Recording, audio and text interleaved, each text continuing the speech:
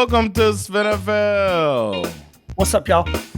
It's Jonathan Rollins. Schif and Sarah. And we are two Americans living in Sweden, betting and predicting football.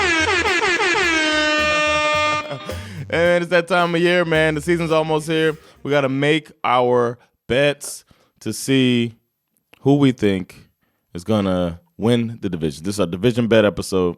And first we'll take some news, and then we're going to get out of our own way and get some help this year. Because last year, I don't know if you all remember, but we were 6 out of 8. And the only two divisions that we were wrong about were our own divisions because we both picked our team to win the division, which would have made it even more lovelier to hit the bet, and it made the number higher, the odds higher, because we weren't favored to win the division. It was just stupid. We just lost. We got it our own way, and we championed each other. So we got somebody else to champion us, and we'll talk to him later. But Skip said he's got some news for us before we have that conversation. So what you got, Skip? First bit of news is local. If you're looking for something fun to do this weekend, on Sunday is the annual Aspudden 2-kilometer loppis. What time is that? Well, I don't know what time it starts officially, but I don't know, probably around 9 or 10. And for those of you who haven't been there, it's one of the biggest outdoor kind of flea markets we have in Stockholm. My wife Joanna is one of the organizers of it. And it basically sets up, it's just local people setting up tables and just selling their shit in the street, more or less, all the way from one end of Aspudden to the other. And if for no other reason than just to go out and just kind of stroll around and people watch, that's why I go down there just to people watch and, and just talk to random strangers. And I like to comment on the things that people are buying about. Oh, girl, you look good in that coat. That's fine. You should buy that. Buy that coat.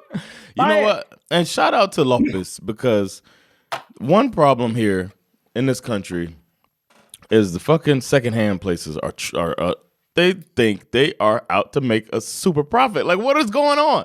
Why are secondhand prices so high? So Lopez is like the last chance for fairness in reselling, because I saw like a bomber jacket. It was like an old school military pilot type of jacket at a little flea market shop in the Centrum by me, in the mall near me.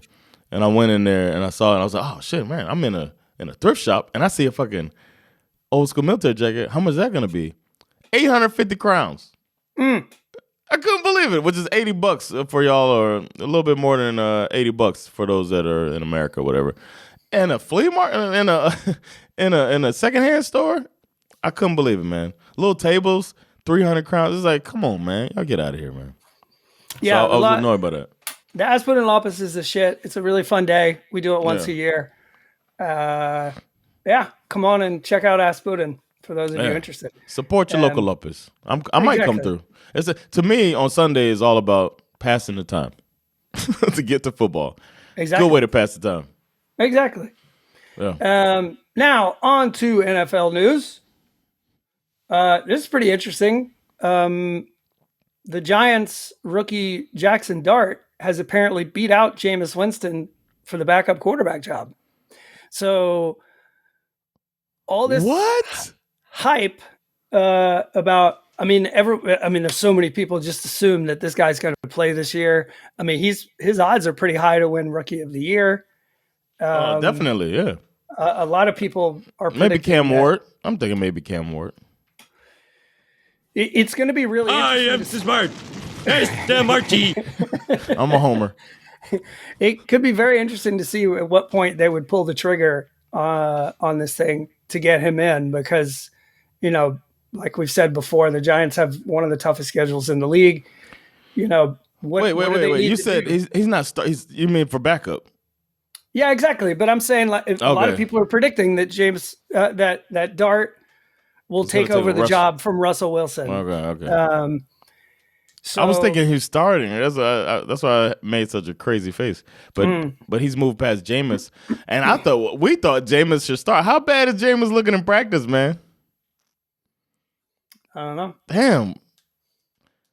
I would take less joy in it if he didn't play for Florida State, but whatever. To me, honestly, this just reinforces the narrative that Brian Daboll is 100% on the hottest seat in the league. He's basically set it up to where it's like, okay, I've got the veteran quarterback in Russell Wilson. Mm-hmm. If that doesn't go according to plan, I'm pulling the trigger on this rookie. I got to save my ass. And this decision gives him the best chance to keep his job, I think. So we'll see. Yeah, nice. What else? 49ers are getting back receiver Juwan Jennings. Oh, wow. Has agreed to an adjusted contract that includes a lot of playtime incentives and whatnot. The new trend in the NFL over the last couple of years is player holds out. And then as soon as you see player is back at practice, and then 2 days later, so they do this basically to kind of help the player, the narrative like, oh, he's not a team player. Like they try to make it look like, oh, look, he came back to practice, and then they gave him the contract. So, but it's don't be fooled. This is dumb. Another thing that will perhaps upset some people, the NFL Red Zone will be featuring commercials. What? In 2025. Just can't do it. They just can't fucking do it, man. They just can't let it go, can they? Scott Hansen, the host of Red Zone, it used to have the best opening line in sports TV. 7 hours of commercial-free football starts now. I believe the new line, which he revealed on the Pat McAfee show this past week, is what is it? 7 hours of Red Zone football, I think he says. Red Zone football. It's not even that either. They can't even say nonstop football. They can't. It's so disgusting. Yeah. It's disgusting. Like, give us this one thing. Yeah. Like, remind us that you're disgusting. Like, that you're greedy, rich assholes. 9 billion, or it's probably like 12 now. They were saying 9 billion a few years ago. But all these new TV deals, none of that shit is enough. We have, and I'm sure it's not like advertisers are like, hey, can we please interrupt your? If I was an advertiser, I'd say, nah, I'm not going to do that because I don't even want to be reminding fans that I'm one of the people who interrupted their nonstop football. If I was Home Depot, it's a company that stays on my mind because of how much political contributions they do, pieces of shit company. I wouldn't be surprised Home Depot pops up in there. It's like, man, I'd be like, fuck Home Depot. I'm going to Lowe's. I'd go buy a hammer from the competitor just to not. Probably Lowe's is always on there too. They'll probably be on there. I'm disgusted, man. So this comes on the heels of a story that we haven't really talked about that much, which is that ESPN has purchased the NFL Network. In exchange for the NFL will get a 10% equity stake in ESPN. Owned by Disney, by the way, for those that don't know. Which, who owns Marvel and Star Wars? Like, fuck everybody. It's a very complicated conversation to have, but I think, what it comes down to is the consolidation of media companies is never a good thing for the consumer, ever. It never makes it better. It only makes it worse. So, yeah, that happened. I knew that would probably piss you off. What else? You know me, man. That's really, there's a lot. Here's the thing. Everybody just did their fantasy draft. There's a lot of injuries out there. There's a lot of confusion. I would say do your homework. Go find out who's hurt, who's not. Because there's shit's going down, man. We're getting ready to play some real football. Yeah, and if you want to get like a closer experience to us, like what we're doing, because we have a little bit of a community that we're curating. We're on a Facebook group, SveNFL Pod group, and then we do little fun stuff on there. And then on Patreon.com/SveNFL, we do a little fun stuff there. You mentioned the fantasy, and then we also do the Eliminator Challenge, which I'm really excited for because last season everybody lost on the same week, so like nobody won the Eliminator Challenge where you pick. Didn't like everybody pick the Bengals in week 1 and they lost? A lot of people did. I was around pretty late. Yeah, a lot of people lost week 1 because the Patriots are supposed to be shitty. So be careful, y'all, because I'm using that strategy this season. Sorry, man, Saints are about to get that work, but week like week one is be careful, y'all. Unpredictable. So we got the Eliminator Challenge, and then we also have the Pigskin Pick'em, and it's fun to do that and see how in tune you are with the league. So it's it's a fun thing to do. We have a little community out there, so you could join the party. But yeah, is it time to make our division bet? That's one thing we've constantly done since we started this thing, and it's gotten more competitive because we got so close the first time we tried it. So. We're gonna bring in somebody to help us out. So let's take a little break and then bring in Sean. Sean, what's up, brother, man? How you guys doing? Thanks for having me on. Yeah, man. We're glad to have you on. We're trying to save ourselves from ourselves. Okay. We're this elusive fucking division bet that we did our best the first time we tried it when we didn't know shit. The more we know, the worse we get. And we called every division except for our own last season, so we thought it's best to bring somebody in who's neutral, who's not a homer. And speaking of homer, I am the smart SMRT. So I love it. So that's we're homers. And then the main problem with the season is there are also unknowns. The ones we don't know. So we gotta nail it. I love it. I love Thank you, that that's on the Secretary soundboard now. That's a great quote. So we thought to bring you in and get it out the way as we decide on this. And as we do, I'll write it down and we're gonna actually bet on this, make our division bet for the season. So I mean, also, okay, I have a question because we, in typical SveNFL style, we have had no discussion whatsoever. No. To prepare for this exercise. Have we brought Sean in? Are you and I going to try and influence him in any way, or are we just going to independently accept? There might be a tiebreaker needs. There's some divisions where you're like, hey, I'm all in on this team, and I'm like, hey, I'm all in on this team. We argue a little bit. We're talking through it, and then Sean will be like, give his perspective, and then we're going to work together. We don't have a tiebreaker number, being that we're even amount of hosts on this pod, but now we do. Because, see, the hard part comes when we're talking about your division, right? I don't think anybody with a straight face is going to step out.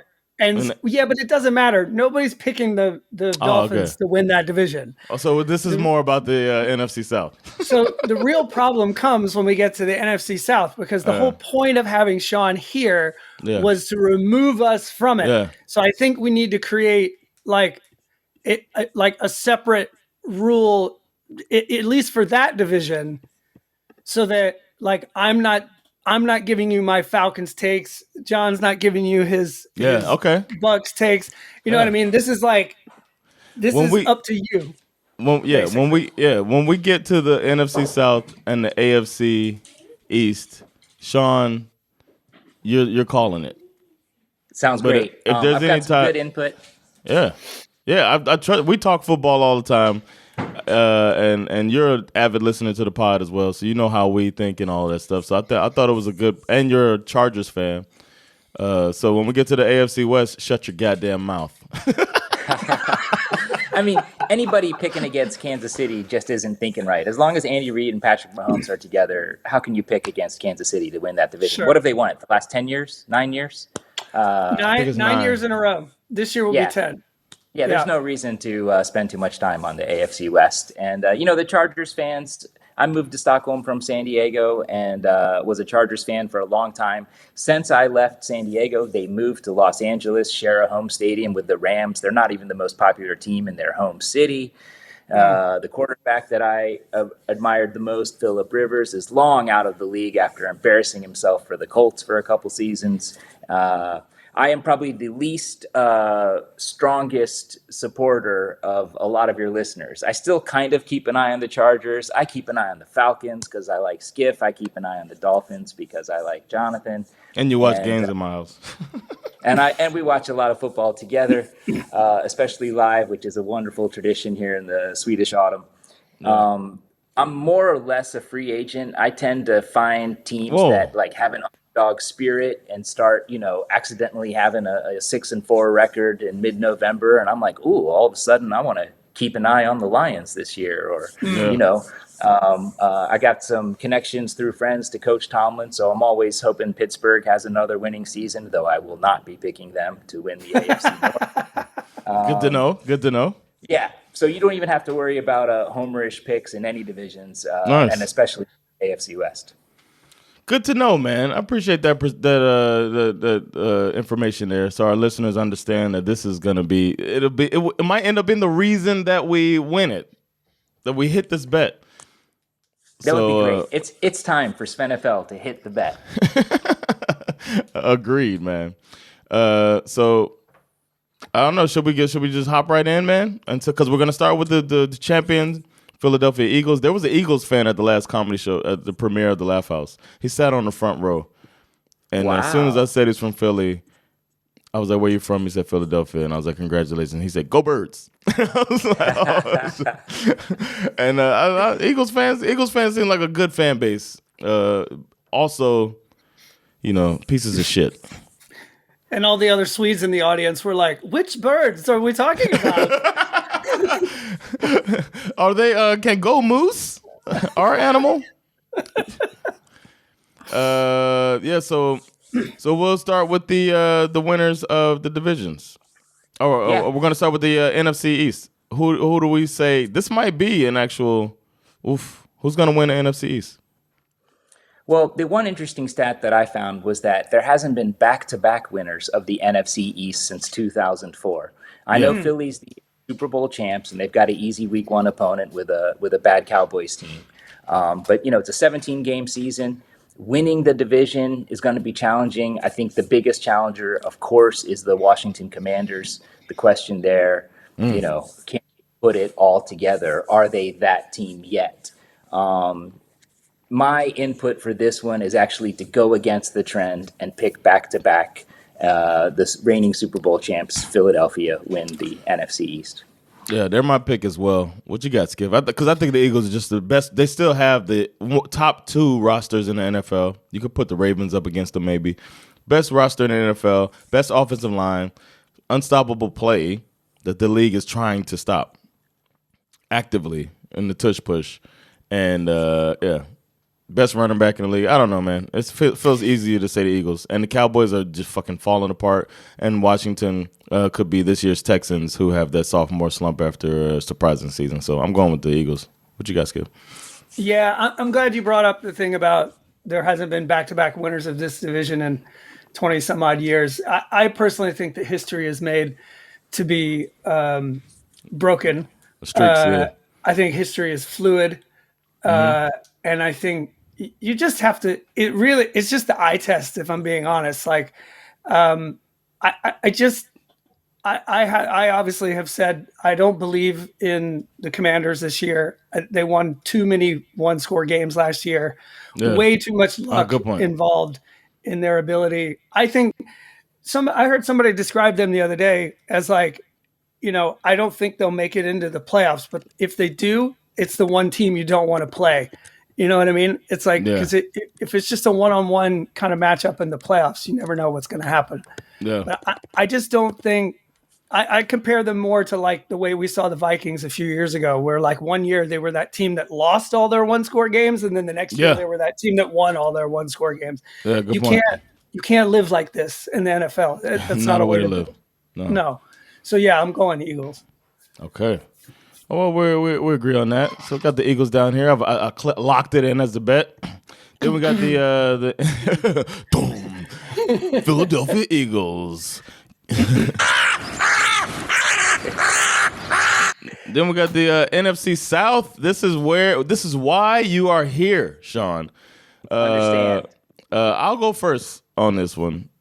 And then I can't go. If we're talking about the NFC South, I can't go. I have no opinions or thoughts. Okay. NFC South, I'm going to go ahead and say that the best player in football, because we always go coach quarterback. We always go coach quarterback, right? Let me mute Skip. Coach quarterback. How am I not able to dispute the best player in football? This is we all know this is just it's a SveNFL thing. We say best player in football is Baker Mayfield, and that's about as real as our sponsorship with Biscuit and Friends. And Todd Bowles has proven himself to be surprisingly good coach. Surprisingly good coach. Lost his offensive coordinator the year before. Brought up another offensive coordinator. They keep getting hired away. He's doing something right. I think Baker's just getting these guys hired because he is a really good quarterback, and he's a player's quarterback. They never talk about players' quarterbacks. That's what Baker Mayfield is, just that guy, leader of men. And I think it resonates throughout the locker room, and that's why the Bucs are the best team. And it boils down inside out, offensive line, defensive line, and they have the best combination in the division. So all of that with coach quarterback, I got to go with the Bucs to repeat third time in a row as division winners. What you got? I am not going to disagree with you at all. Tampa Bay is my pick to win it again. I think it'll be the fourth or fifth year in a row. Is it? Okay. Yeah, I think the edge there is actually the hopeful full seasons out of either Chris Godwin or Mike Evans, veteran wide receivers. I think that helps Baker Mayfield, helps them stick to the same type of offensive plan.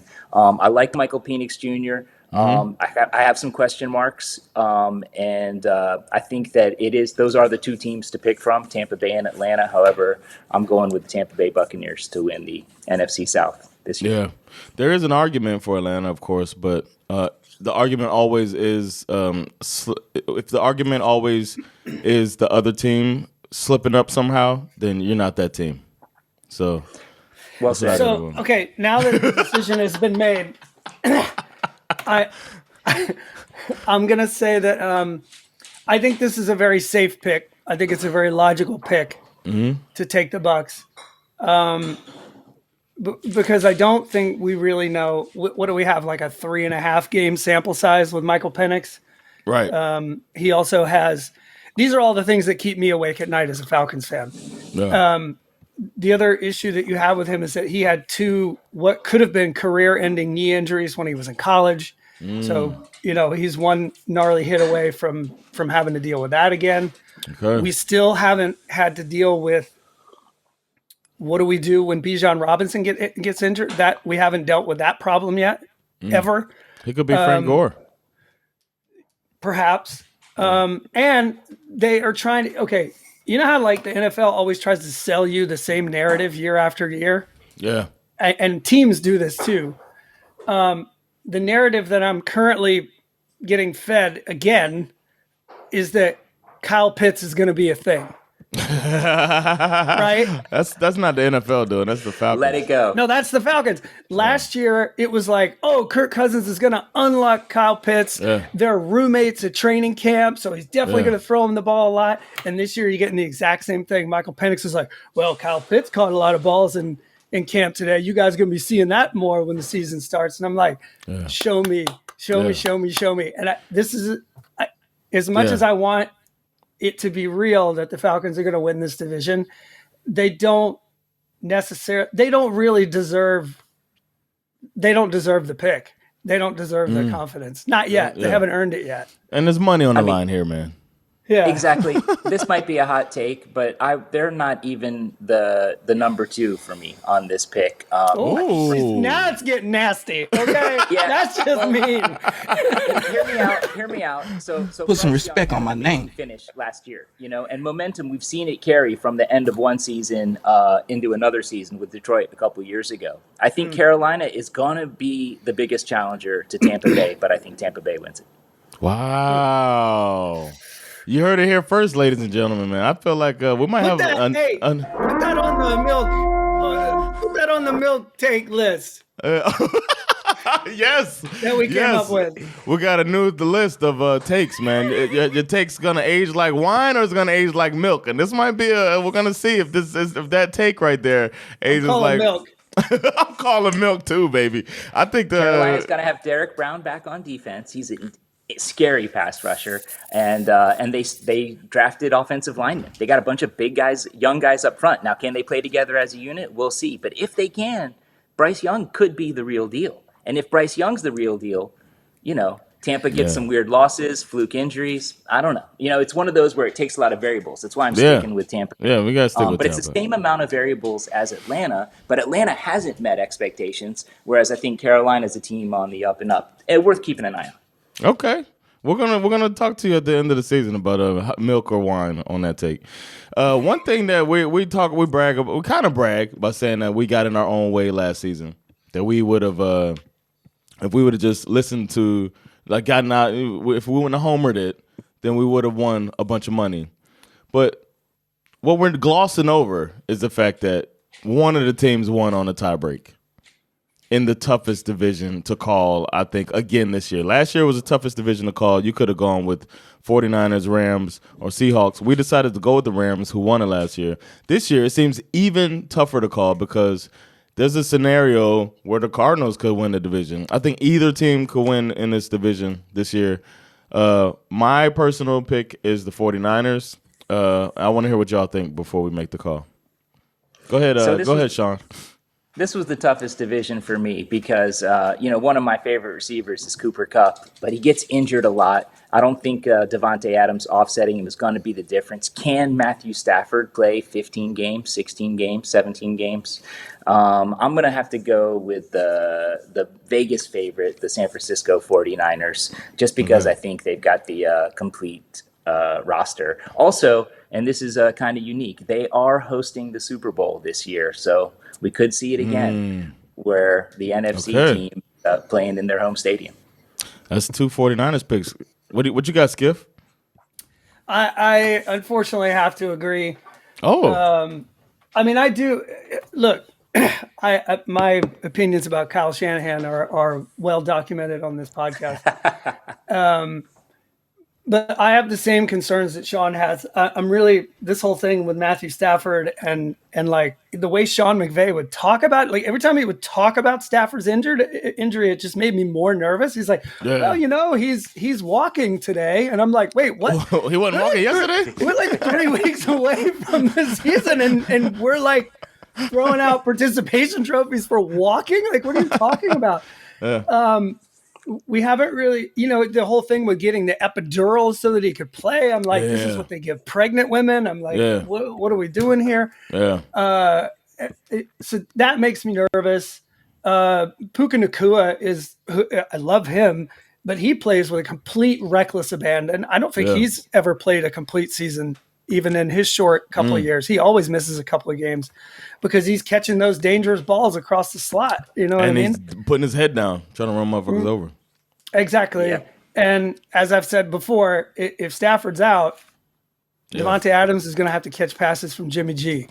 We've seen that. We've seen this movie. We've literally seen him try to force his way out of Las Vegas just so he didn't have to catch any more passes from Jimmy G. So, yeah. But then our coach quarterback thing we talk about too. But I'm sorry, I cut you off. Well, my only concern with the 49ers is that everyone seems to be glossing over the fact that they lost a lot of defensive talent this year. Who was it? Dre Greenlaw, Talanoa Hufanga. These guys were key pieces on the defense. They're both in Denver now. That being said, I really do actually think Kyle Shanahan is a good coach. I just think he chokes in the big moment. If we're being honest, all he needs is a quarterback who knows how to run his system. He clearly got lucky. He's got that. Brock Purdy can do it as long as he stays healthy. I don't even know who their backup is. Isn't it like a? It's a Nick. Isn't it? Oh my God! It's the dude, man. Is it? I see it, man. Is it who I think it is?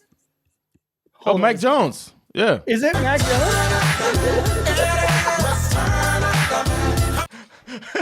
Oh Mac. my God. I'm pretty sure it's Mac Jones.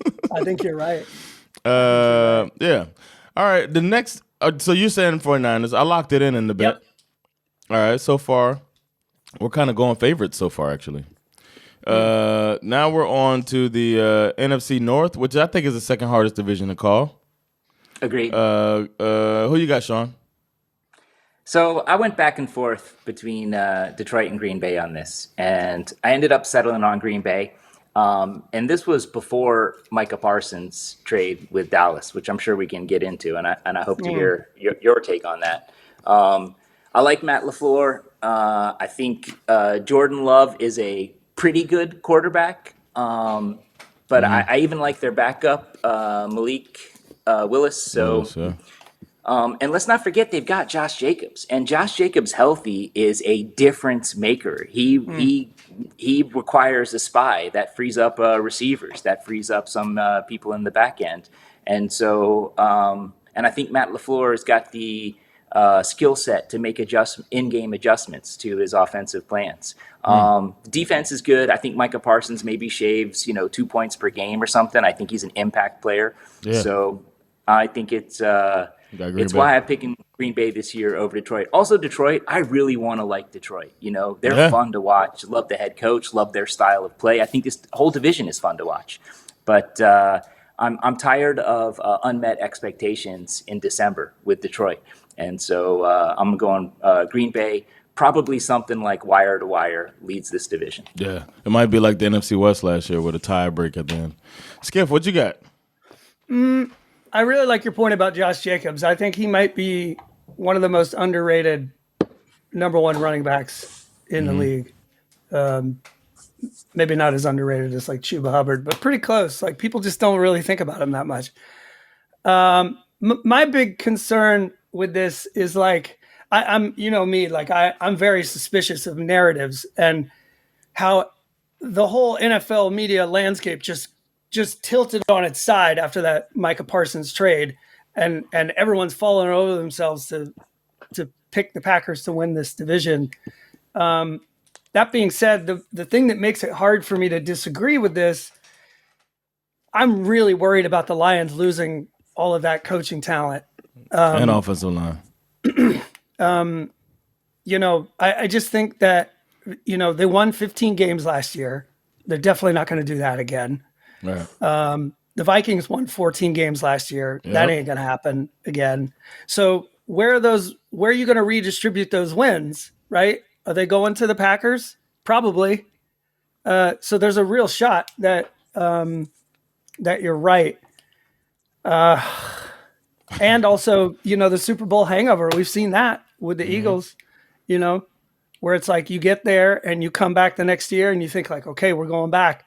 And it's fucking hard, bro. It's hard to go back. So you think they're going to have a killer season hangover?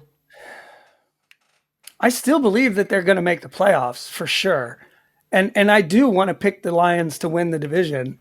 Mm-hmm. For me, again, to me, I think this is one of the hardest. Like if it were up to me, I would just flip a coin because I don't fucking know who's going to win it.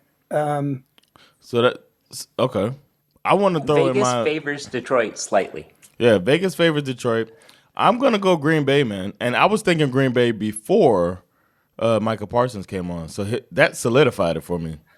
Because the team they were a. I don't want to add hyperbole to the, and I haven't looked it up, so I know they were a top 10 defense, but it's a possibility that they were a top 5 defense, and then you add the best defensive player in the NFL before his prime to the team. It's like, and you didn't lose much.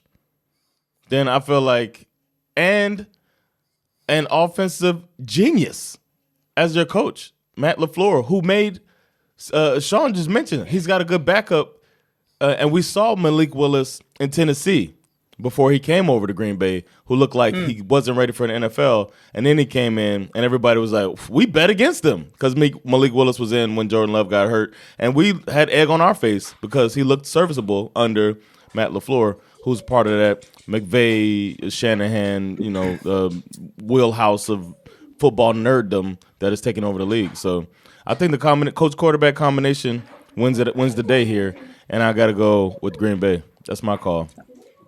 One more piece of input. Yeah. I just think that last year Green Bay was NFL's youngest team. And when you have the youth, a dynamic coach like that with another year under their belt, that pushes them over Detroit in my pick. I'm gonna agree with you guys, partially for the sake of making a pick, and also because, like I said, I feel like I'm kind of on the fence. But the thing that's sort of pushing me over to this side of the fence is not Micah Parsons. It's actually, I think LaFleur might be one of those guys like McConnell, like McVay, like whoever else who knows how to manage a quarterback situation. Yep. You know what I mean? Like you said, with we thought Malik Willis was trash. Yeah. We laughed about the fact that he was going to come in the game, and they still managed to win football games. Yep. And that's partially because they have a great defense. So they basically used him as a. But he didn't lose it. He didn't lose the game for him. So yeah, he didn't lose the game for him. He played really well, and I think, I'm gonna agree. Let's go Green Bay. All right. Now we're on to the AFC. AFC West. I'm gonna go ahead and lock it in for the Chiefs myself. I don't have much else to say besides quarterback coach combo, and they're two of the best, two Hall of Famers. So what y'all got? Zero input. Like anybody Prove me wrong. Anything else than Kansas City is throwing away money. I think this is the easiest pick of all 8 of them. Yeah, I think the Raiders will be a lot more fun to watch this year, but they're not winning the division. The Chargers, I think, also I think they're going to have some fun pieces too. I'm really excited to see Amari and Hampton. I'm always up for another season of my man, former Bulldog Lad McConkey. You know that. However, this whole thing where like the vanity pick at the moment is the Broncos, and I'm on record, and you can go ahead and put me down for milk or wine. I still think Bo Nix sucks. Oh, okay. I do. I think he sucks, and I think that he has a great coach that is completely redesigned his offense to make Bo Nix look like a serviceable quarterback, but he's not. He sucks. And every team from last year, they got all this tape to watch from last year to figure out how to prove me right that Bo Nix sucks. What was Sean's milk or wine? Carolina being a good team. Carolina would finish second in the NFC South.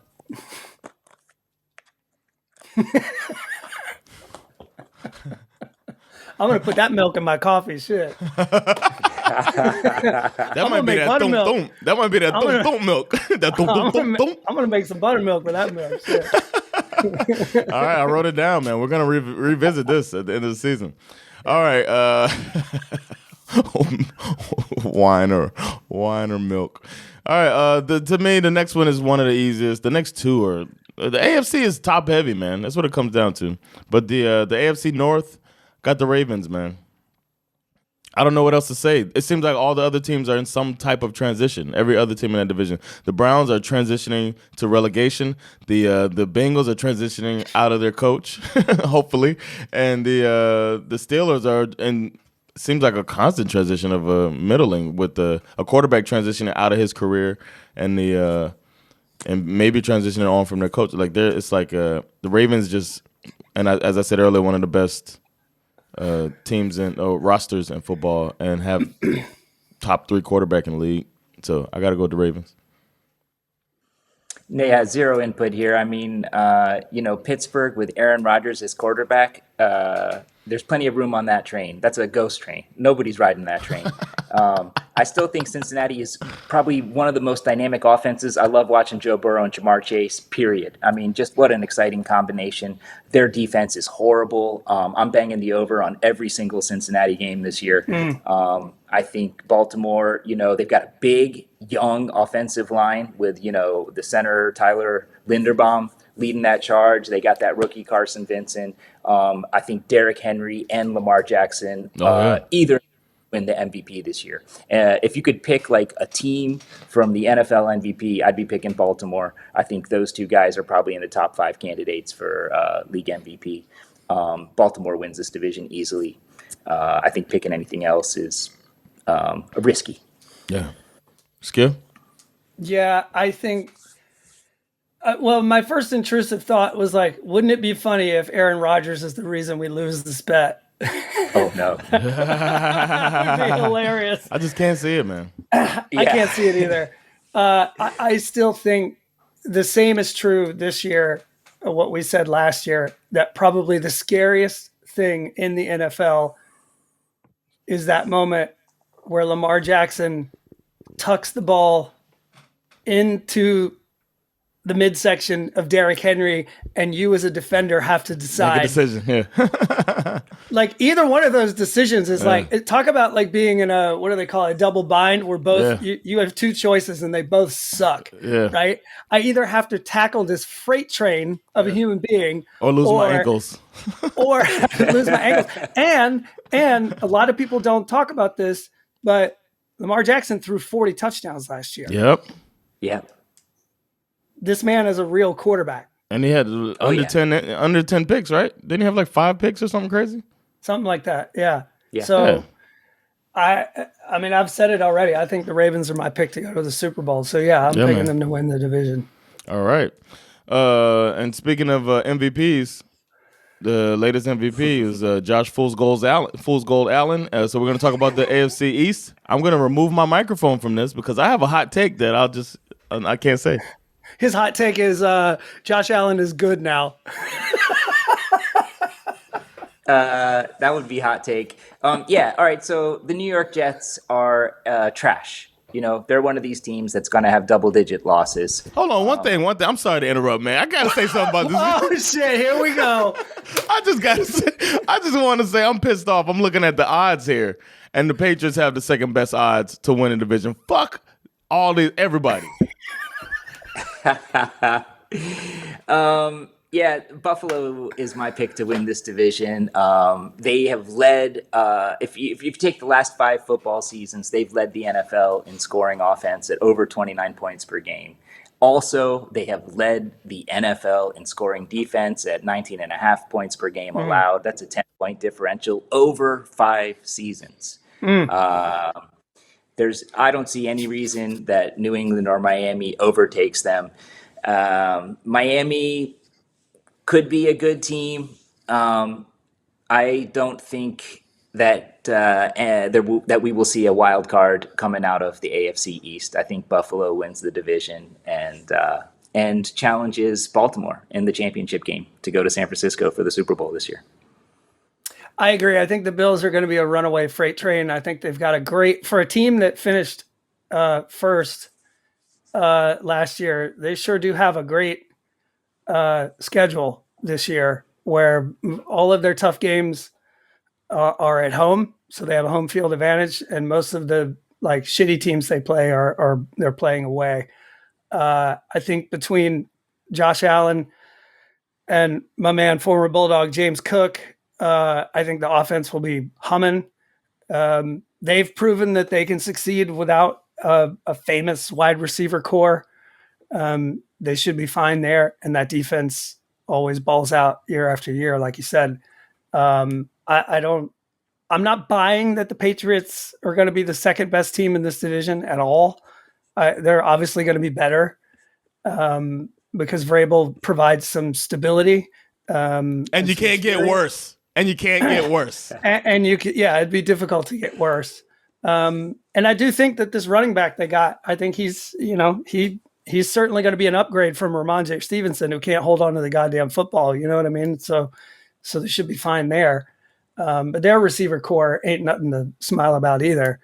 We heard this shit about Mac Jones. So Drake maybe he's good. Maybe he's average. I don't know. We haven't seen it. We said the same thing about Mac Jones in his rookie year. He was the best rookie of the bunch, and then his career fell off a cliff. So we'll see. But yeah, the Bills are winning this division. Easy. Well, I'm glad I got to say my piece. All right, I was screaming over here. All right, I think it's a kind of tough division, but I'll let you start it off, Skip. What you got for the AFC South final division before I can say what our bet is? So I'm going with the Jags on this one, primarily because I believe that they. Now, okay, we talked about Baker Mayfield as the best quarterback in football. One of the guys who helped him to become that is the new head coach of the Jaguars, Liam Cohen. And he wasn't just there in Tampa for Baker Mayfield. Do you remember that moment where he went off of the Panthers practice squad and played that lights out game where he wins at the buzzer? Liam Cohen was I think he was the passing game coordinator for the Rams at that time. And he was the one who actually went to the airport to pick Baker Mayfield up and say, like, look, you and I are going to figure this out together, and we're going to come up with a game plan that suits you. I know that this is not ideal. I think he showed up on a Thursday. He played on Sunday, and they're like, I think this guy may be it. I think he may be the thing. You know, the Jags have been making this mistake the last several years of hiring these supposed football minds to run that organization, and it hasn't worked out. And now they're going to go the more like young, hip, you know, kind of analytics, creative play caller, analytics guy. And I actually think it's going to work, especially in a division that's this fucking bad. Yeah, I really think it'll work. I want to say something about. I'm gonna go next because I have a different. So Sean could be the tiebreaker on this. As far as Baker and Liam, I want to say that let's not forget that there's a controversial call that kept the Browns from upsetting the Chiefs a few years ago with Baker Mayfield at the helm. Baker might just be that fucking dude, man, and he's that guy who can come in with the offensive coordinator. I'm not saying anything against Liam Cohen, but I'm just saying that it might also be Baker Mayfield just might be the dude that you can just throw in there, and he's got the resilience to try to make it happen because he was following some big-ass footsteps, too, in a situation that was fucked up in Tampa because they bought that roster, and they kind of did a quick reset, and he made them a division winner again. I think it's more Baker than Liam, and that was without Liam Cohen, and then Liam Cohen came on, and then he became one of the top. If you look at that offense, it was one of the top offenses in the league. So I think Liam Cohen got some juice. I just don't think it's enough juice to take down the Texans, who will have a top 5 defense, and they're going to be stomping people out all year, and they still have coach quarterback combo that is superior because I'm sorry. We've seen a lot. We haven't seen enough about C.J. Stroud. He had a kind of down year, which wasn't that bad. Great first year, but I think we've seen enough of our guy Trevor Lawrence to know what he is, and great honeypot throw. That's kind of it. So we'll see if I think Liam Cohen will bring out the best in Trevor Lawrence. I just think the difference between Trevor Lawrence and Baker Mayfield is miles apart when it comes to that it factor. That I don't think Trevor. Remember, he coming out of school, he was talking about how he kind of don't care about winning or whatever it was, and you don't want to hear that shit. That I'll agree with that. As far as like, if I had one game, gun to my head, 2 choices at quarterback, Baker Mayfield, Trevor Lawrence. I'm taking Baker in that particular scenario, for sure. Well, this particular scenario is a tiebreaker. Awesome. So, it's up to Sean. What we got? All right. Well, we touched on a couple of great topics. I also believe Baker Mayfield is one of these true field generals, like a la Ryan Fitzpatrick, you know? Yeah. He's one of these guys who just inspires. Now, I love the story about the coach and the ride, to the stadium together from the airport. This coach sounds like he's good at connecting with people and inspiring them. That's exciting. When I was looking at the Jaguars, and for me, it was down between Jacksonville and Houston for this division. Yeah. I don't think the division wins a playoff game. This is not, an exciting division in the NFL this year. But you go around the division, you got, Daniel Jones, Cam Ward, Trevor Lawrence, and C.J. Stroud. Those are your starting quarterbacks. Okay, Houston's got the best quarterback in the division. if Trevor Lawrence can have a top of his career type of season, I don't think that's enough to give Jacksonville the division. I think it would require some injuries to Texans defense. I think their pass rush with Danielle Hunter, Will Anderson Jr., those guys are double-digit sacks each. And I think that defense is just – I think that defense is the best in the division by far. And the wild card for me was running back Nick Chubb, because if he gets out in the open or he's got the option. Speaking of Chubb, that gives C.J. Stroud a chance to hit Nico Collins. And let's not forget, Tank Dell's coming back week 5 or week 6, and him and C.J. Stroud have a known chemistry. So I like Houston to win this division by 2 games, but I don't like any of these teams to win a playoff game. There are also unknown unknowns. The ones we don't know, we don't know. All right. So it sounds like Texans, man. Are you okay, Skip, for making with that tiebreaker?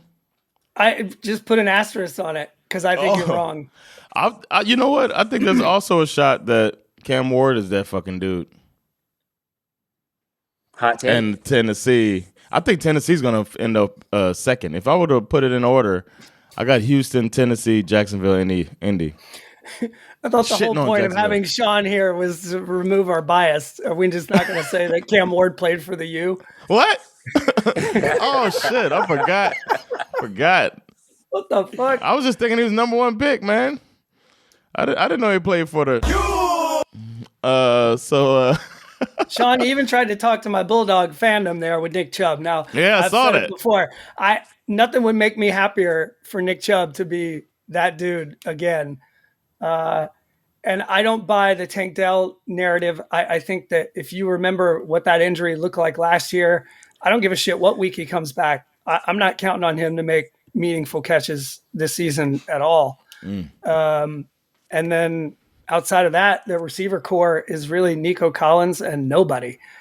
So I'm worried about. Wow.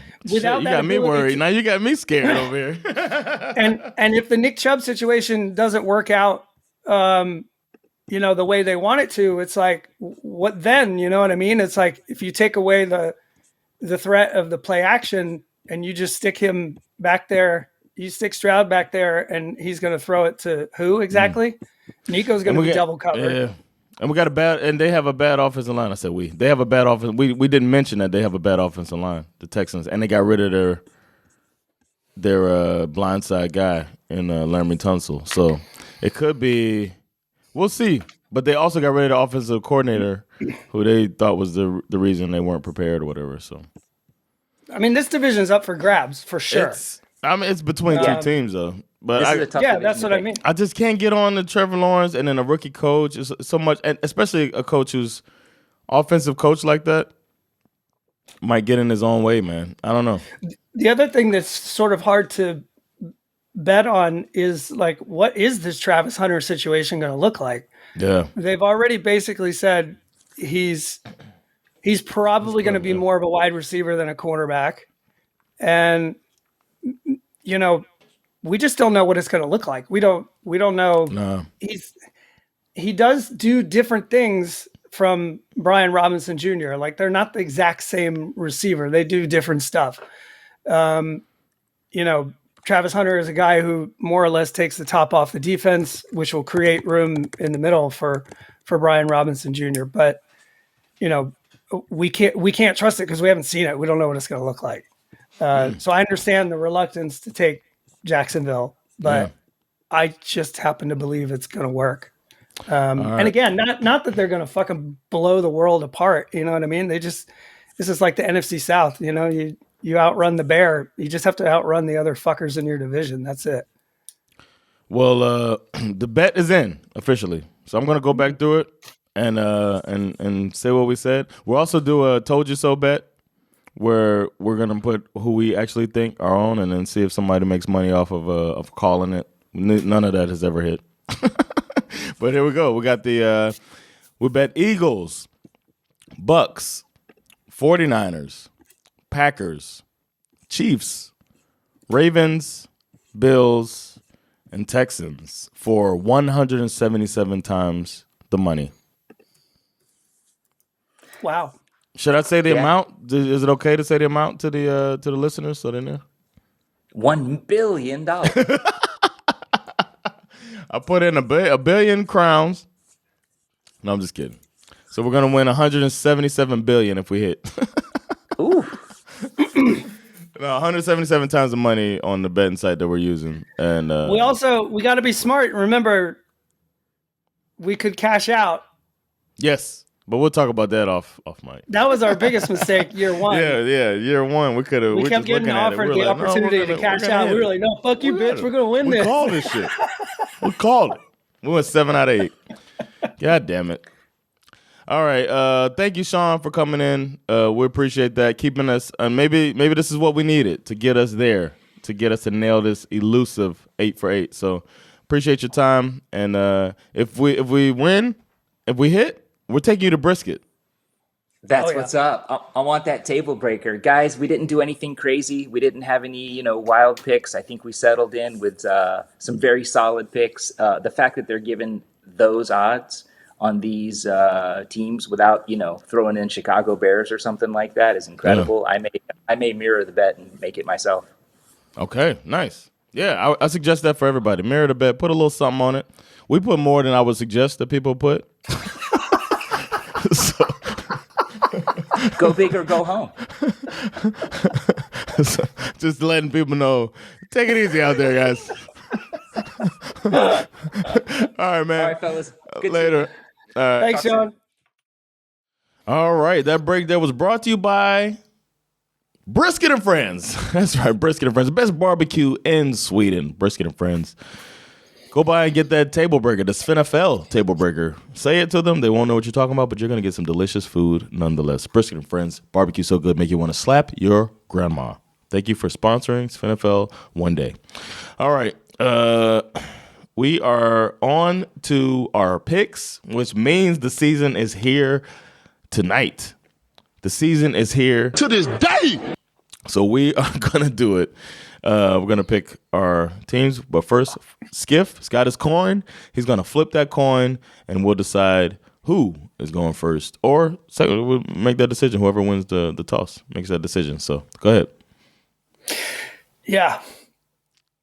The time has finally come. It's what we've been waiting for all off season. Mm-hmm. Yeah. Where you and I get that American quarter. Will be beholden to this tiny little coin that will decide our fates, pretty much. Yeah, man. To God and country. Yeah. Right. And centrifugal force and gravity also playing a part here. Man, when they get involved, it's on. Talk about sexiest matchup of the week. Woo. Man, hey. I'm always ready. Mm-hmm. All right, go ahead, man. All right, you're going to call it. Here we go. Flip. Tails never fails, baby. Except when it does. Oh, no. I really wanted to go first here. God damn.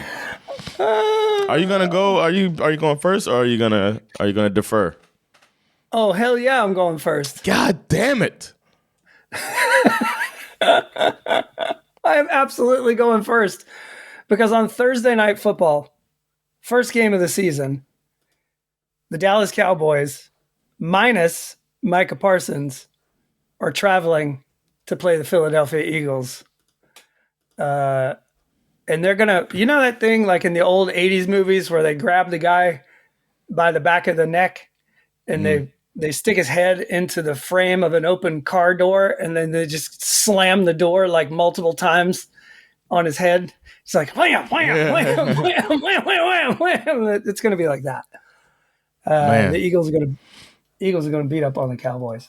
Yeah, I agree with that. And then next up in Brazil, Friday night, Kansas City Chiefs, Los Angeles Chargers. Who you got? I'm so tempted to take the Chargers. They always give them a good fight.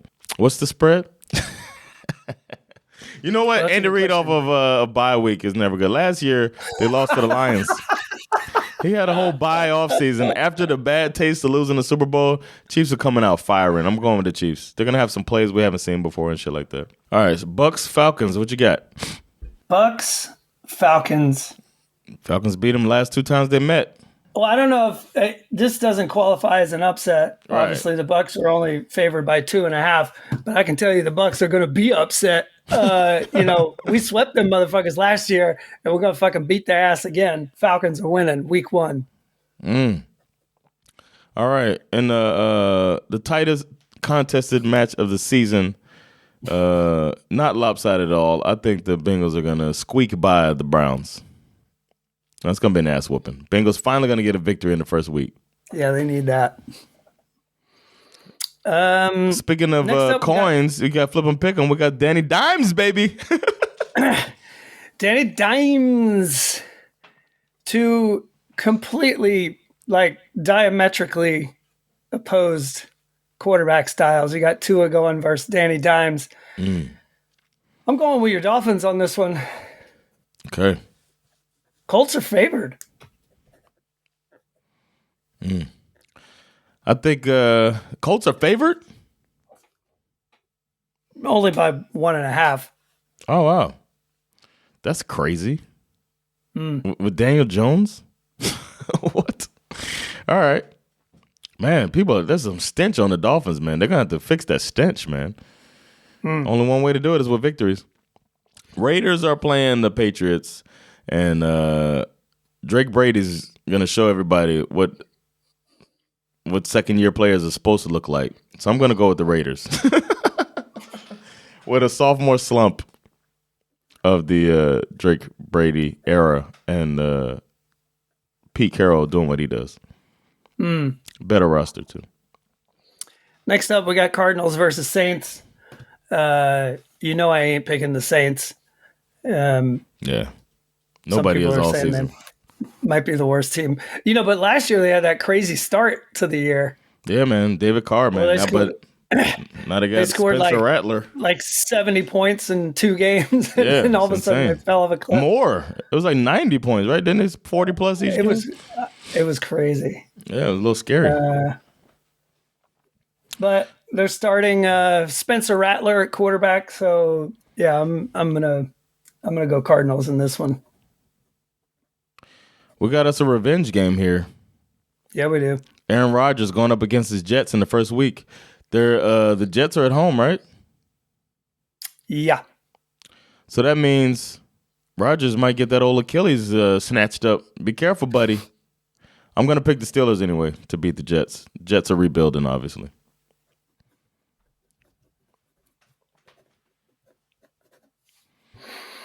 Oof, there's going to be so much narrative around that game. Yeah, it's going to be annoying because it's going to be an inconsequential game. Exactly. Next up, we got the Giants playing in our nation's capital against the Commanders. I have obviously been predicting a drop-off for the Commanders, but it's not going to drop here. They're going to win this game.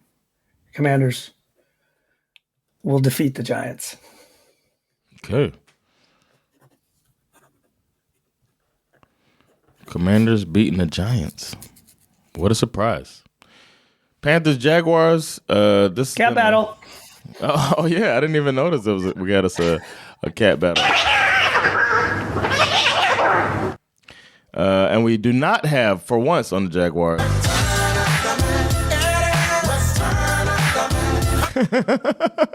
Not this time. Oh my God. But I can think because of that, the Jaguars are going to win. They got that guy out of that locker room. He was a locker room. No, I'm just kidding. He was a locker room problem. No, the Jags are going to win, though. They'll beat the Panthers. Not much to say here. Broncos are going to beat the shit out of the Titans. Cam Ward, man. For sure.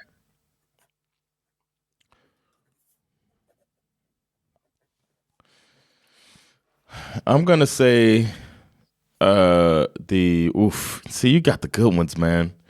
This is going to be a tightly contested battle.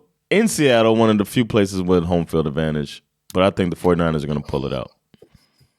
I think Kyle Shanahan having all this time to prepare is going to help them out, and they'll squeak it out. Probably going to make a potential game of the week. Another potential game of the week. You got the Detroit Lions playing in Green Bay. Yeah. Micah Parsons' first game as a Packer. However, I'm going Lions. I'm gonna put an old asterisk by there. Oh, the asterisk is the old back. pointless asterisk, the worthless asterisk, has entered asterisk. the chat. The petty, the petty and worthless asterisk has entered the chat. The Texans are playing the Rams. I think we're gonna get to see the Jared Verse show as the Rams beat the Texans based on that defense. It's going to surprise people because people are picking the Texans to be good. Texans have good defense as well, though. But I think the Texans' offensive line is going to let them down in a low-scoring battle that the Rams win.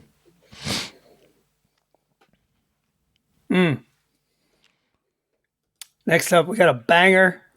Yeah, game of the week. Ravens, Bills. I am picking the future Super Bowl winning Baltimore Ravens to win this game. Oh, yeah. In Buffalo. That's the game of the week, baby. I love your nature. I love your nature. And the final game, which is another good-ass game, another division rivalry. There's the Rumsfeld game of the week, man, because you got known knowns and known unknowns and unknown knowns and unknown unknowns in this game. So we'll see. That's a good point. the Donald Rumsfeld game of the week. Good point.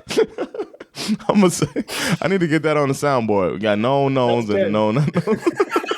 You should, because that you're absolutely right. The game of the week that has the most question marks around it, and this one definitely qualifies. Nobody knows anything about JJ McCarthy. And then, of course, Ben Johnson, first-year head coach. Is he going to turn the Bears around? We have no clue. Yeah. So I'm going to go with the better roster on this one and say the Vikings will win in Chicago, and everybody's going to be worried. Caleb Williams, who knows if he's the right guy, you know what I mean, if he's that dude. So we'll see, man. Is that there's no upsets this week, huh? All the spreads are pretty low this week. Yeah, you never know, man. I mean, even in the Bengals-Browns game, I think the spread is fairly low. What about Cardinals Saints? What's that spread? 6.5. 6.5? What? They're going to beat the shit out of the Saints. I think the biggest spread is Eagles-Cowboys, 7.5. What? How's that bigger than... Okay. All right. Broncos-Titans is 7.5. Yeah, 7.5 is the biggest spread for week one. Wow. Don't forget to make y'all picks out there that are playing. Flip them, pick them. If you aren't, we have Pigskin Pick'em that we joined, the ESPN Pigskin Pick'em. And if you want to see our link to that, join our Facebook group, SveNFL Pod Group. We have the link in there. And on Patreon, I'll put it in there as well on Patreon, patreon.com/SveNFL. So check us out, man. But yeah, that's our picks for the week, man. It's time to get this football going, man. I'm excited. I am so excited, man. I didn't pick any superlatives, but I feel like quickly I don't have anything written up, but the sexiest matchup is going to be the Bills-Ravens, but there are a lot of sexy matchups this season. I agree. But I got to go with that. I would go Bills-Ravens for sure. Bills-Ravens. What other predictions we do? We got the Barry White sexiest matchup. Then we got the upset of the week. You got any upsets that stick out to you? I feel like what could be an upset is the Colts think they're going to beat the Dolphins. No, I'm just kidding. The one upset, are the Raiders favored over the Patriots? No.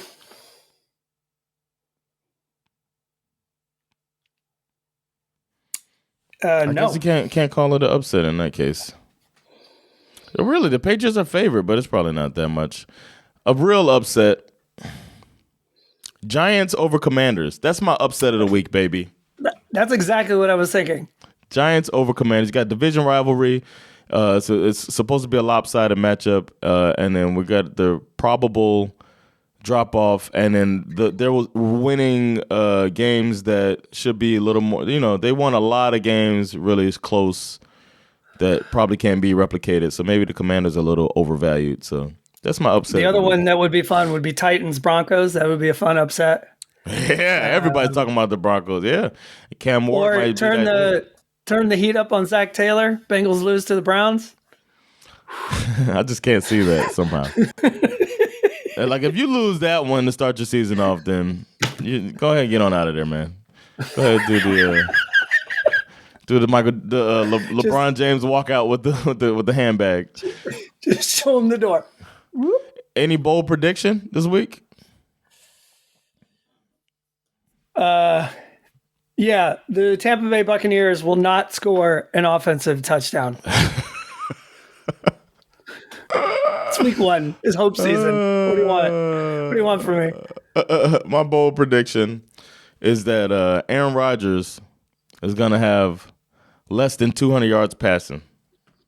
They're going to be asking the question we all want to know. Hey, Ron, where are you?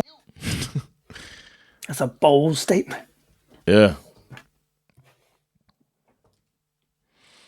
Okay. All right. I think they're going to run the ball a lot. We'll see, man. Maybe I should have made a prediction for Gentry. 3 truck sticks. He's going to run over people 3 times.